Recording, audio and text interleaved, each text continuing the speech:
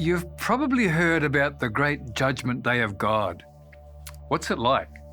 What's it for? When does it happen?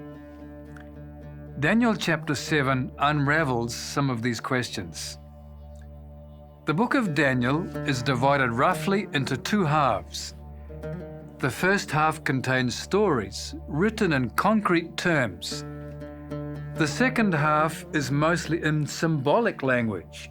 But let's be clear, symbols are not pie-in-the-sky stuff. They are pictorial language used to describe physical reality. The background event of chapter 7 occurs 10 years before the fall of Babylon, before the Persians came on the scene, and while the crown prince Belshazzar is still on the throne, while his father King Nabonidus is acting like a monk in a distant desert location to win back the favor of the moon goddess.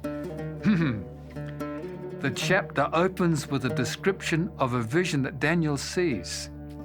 Its language conjures up a picture of creation with the mention of darkness, a great sea, and wind. And then hybrid animals appear that have dominion over people. It's as if this is an attempt to rewrite history. The animals that appear out of the sea are nothing like God originally created, but they've become monsters whose purpose is to devour and rule over people. Their hold is only broken when the Son of Man appears in a judgment scene that takes dominion away from the animals and restores it to humanity as God originally intended. Amazingly, Daniel is alarmed by this vision. Why would that be? Could it be that he sees in this vision of the restoration of his own people delay that goes well into the future? If so, there is no hope in this vision for him. So he's given some explanation. The parade of animals simply depicts a procession of successive and oppressive empires. However, despite oppressive powers ruling earth, God is in control and will ultimately take back that control. The saints of the Most High refer to ordinary people affected by the conflict between good and evil, played out by those successive empires.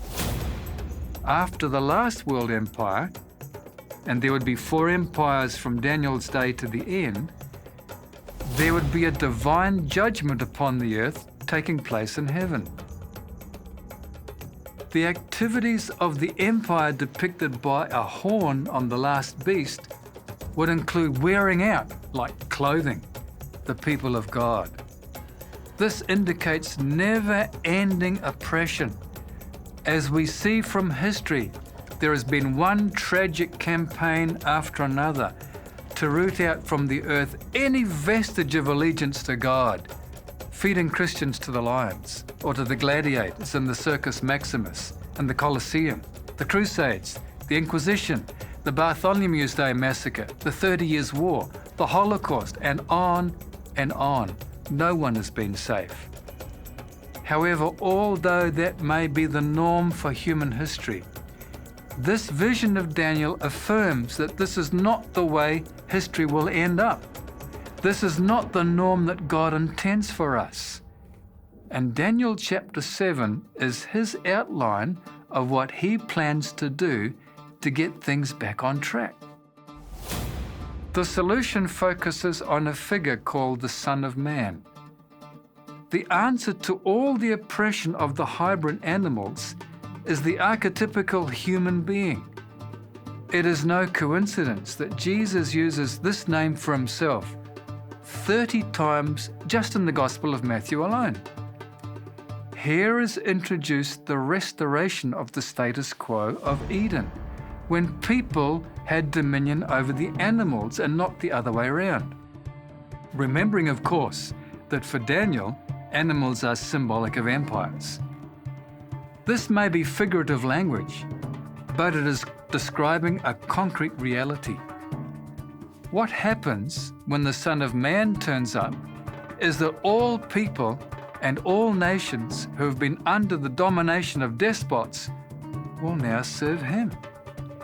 The throne room where the King of the universe sits doubles as a temple or a place of worship, and the Son of Man, the Messiah figure, who is both king and priest, receives dominion, glory, and a kingdom. This is exactly what happens in the flow of the events of chapter 2, paralleled by the various metals of the image being swept aside by the stone cut out without hands. And what happens specifically in that judgment? Two things. First, dominion is taken away from the oppressors, the animals. And second, the dominion that has been usurped by the monsters is restored to the people who have been oppressed. In other words, all earthly powers have been replaced by God Himself, which is a new reality that lasts into eternity. And that is the reality that both you and I can look forward to.